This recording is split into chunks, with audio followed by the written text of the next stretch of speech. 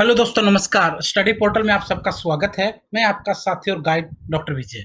दोस्तों, आज की वीडियो में हम लोग सोशल साइंस पेडागोजी यानी सामाजिक विज्ञान का जो पेडागोजी का पोर्शन है उसको पढ़ेंगे। और आज हम लेक्चर नंबर 2 देखेंगे, जिसका मतलब है चैप्टर नंबर 2। चैप्टर नंबर 1 हम अपलोड कर चुके हैं। ये दूसरा चैप्टर है जिसमें पहले हम इसका थ्योरेटिकल पोर्शन देखेंगे, यानी डिटेल में इस चैप्टर को पढ़ेंगे। और उसके साथ-साथ इससे जितने भी क्वेश्चंस इस चैप्टर के बनते हैं, उन सभी प्रश्नों का हम लोग अभ्यास करेंगे, यानी प्रैक्टिस करेंगे। पिछले 8-10 सालों में जो-जो क्वेश्चन पूछे गए हैं, वो सब यहाँ डिस्कस करेंगे।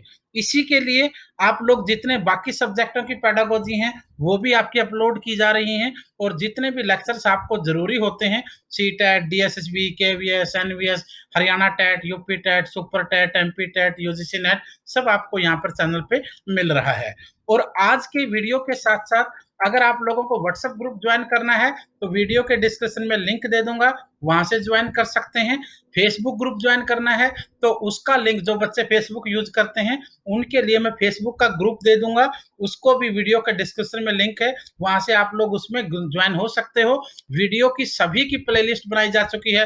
हिंदी की पेडागोजी अलग, इंग्लिश की अलग, मैथ की अलग, सोशल साइंस की अलग, चाइल्ड डेवलपमेंट पेडागोजी अलग, सोशल साइंस के साथ-साथ जितने भी हिस्ट्री, पॉलिटी, ज्योग्राफी बाकी भी सबकी प्लेलिस्ट बनी हुई है। और अगर पीडीएफ और ई बुक चाहिए, यानी पीडीएफ चाहिए, तो वो भी वीडियो के डिस्क्रिप्शन से आप लोग डाउनलोड कर सकते हैं। बाय कोरियर पूरे इंडिया में मटेरियल आपको मिलता ही है। तो आइए शुरू करते हैं आज के लेक्चर को।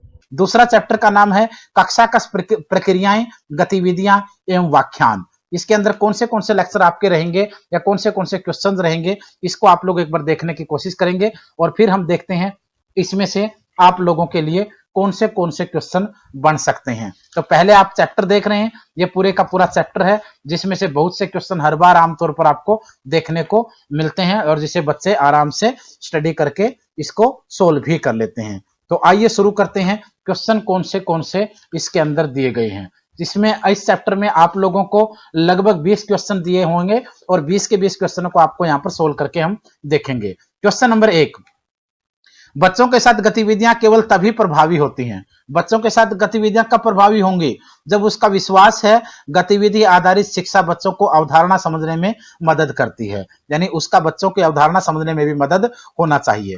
क्वेश्चन नंबर दूसरा, आप कक्षा में विद्यार्थियों में एकता पढ़ा रहे हैं। आप क्लास में विद्यार्थियों को विविधता में एकता पढ़ा रहे हैं।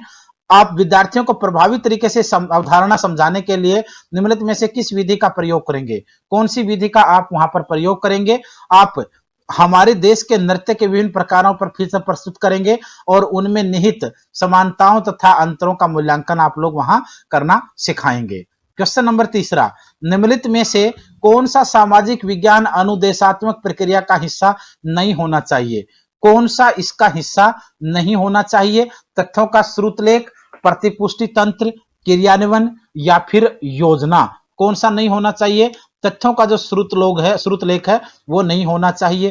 क्वेश्चन नंबर 4 है, विद्यार्थियों में मानचित्र को पढ़ने से जो व्यावहारिक परिवर्तन होता है वह निम्न से संबंधित है। जो व्यावहारिक परिवर्तन होता है वह किससे संबंधित है? अर्थ उपयोगी है, ज्ञान उपयोगी है, अवबोध है, सांस्कृतिक है। आपका आंसर यहां अवबोध रहेगा। क्वेश्चन नंबर 5वां, एक सामाजिक विज्ञान शिक्षक कक्षा 6 के विद्यार्थियों को आदि मानव के क्रियाकलाप पढ़ाने के लिए समूहों में क्रियाकलाप करवाने की योजना बनाता है। वह समूह का नेतृत्व करने के लिए विद्यार्थियों का चयन किन गुणों के आधार पर करेगा? कौन से गुण होंगे जिस आधार पर आपका चैप्टर यहां रखा गया है? तो योग्यता अनुसार भूमिका देना, प्रोत्साहित करना, वह सभी समूह सदस्यों के साथ समन्वय बनाए रखना, ये आपको यहां पर देखना पड़ेगा। क्वेश्चन नंबर 6, माध्यमिक स्तर पर सामाजिक विज्ञान शिक्षण में व्याख्यान प्रस्तुति का उपचरण है। क्या उपचरण है? भूमिका, विकास, समाहार या उपरोक्त सभी। तो यहां आपको सभी रहेंगे, भूमिका का भी रोल होगा, विकास का भी होगा और समाहार का भी होगा। क्वेश्चन नंबर 7वां, माध्यमिक स्तर पर सामाजिक विज्ञान शिक्षण के अंतर्गत व्याख्यान में भूमिका का महत्व बताना है। भूमिका का क्या महत्व होगा, किस तरीके से आप देखेंगे? छात्रों में अध्ययन में विषय के प्रति रुचि पैदा करना आपका मेन महत्व रहेगा। क्वेश्चन नंबर आपका 8वां, निम्नलिखित में से क्या एक व्याख्यान की उपयोगिता है? क्या उपयोगिता है एक व्याख्यान की? व्याख्यान में समय का अपव्यय होता है, व्याख्यान में स्पष्टीकरण का महत्वपूर्ण स्थान है, कक्ष में व्याख्यान के दौरान गुटबाजी होने की संभावना बनी रहती है, यह व्याख्यान सहभागिता के सिद्धांत का पालन पूर्णतः नहीं करता। आपका आंसर यहां पर ख रहेगा, बी रहेगा। क्वेश्चन नंबर 9, यदि किसी विषय के ज्ञान को छात्रों तक इस प्रकार पहुंचाया जाए जिससे कि निर्धारित उद्देश्यों की प्राप्ति संभव हो, तो इस प्रक्रिया को आप क्या कहेंगे? क्या इस प्रक्रिया का नाम देंगे? आप इसे शिक्षण पद्धति का नाम देंगे, या फिर पाठ्यक्रम कहेंगे, समायोजन कहेंगे, या अधिगम कहेंगे? यहां आपका आंसर अधिगम होगा।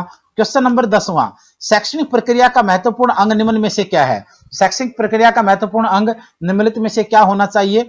शिक्षण उद्देश्यों की प्राप्ति, शिक्षण हेतु अध्यापन की परिस्थितियां, शिक्षा द्वारा छात्रों का मूल्यांकन। आपका आंसर यहां डी रहेगा। क्वेश्चन नंबर 11वां, यदि आप कक्षा 6 में छात्रों में गीता पढ़ाना चाहते हैं तो आप निम्नलिखित में किस गतिविधि का चुनाव करेंगे? कौन सी गतिविधि आपके लिए जरूरी है? छात्रों को गीता ऊपर एक लंबा भाषण देंगे, छात्रों को कहानी के माध्यम से गीता का पाठ पढ़ाएंगे ताकि उन लोगों को वो रुचि भी आए और वो अंडरस्टैंड भी करें।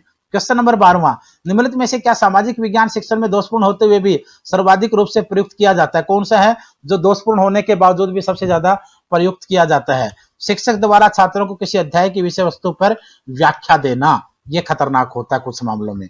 क्वेश्चन नंबर आपका 13वां, आप अपनी कक्षा के बच्चों को अक्षेत्र भ्रमण के लिए ले जाना चाहते हैं, इसके लिए आपकी पूर्व गतिविधि क्या होनी चाहिए? पूर्व गतिविधि आप क्या करेंगे? सबसे पहले उस स्थान की निरीक्षण योग्य सूची बनाएंगे, उस स्थान से संबंधित शिक्षण बिंदुओं की सूची बनाएंगे, उस स्थान के निरीक्षण से पूरे संबंधित ज्ञान को दोहराना, नवीन ज्ञान हेतु महत्वपूर्ण बिंदुओं का चुनाव करना। यहां पर जो आपका आंसर होगा वो रहेगा D, all of the above.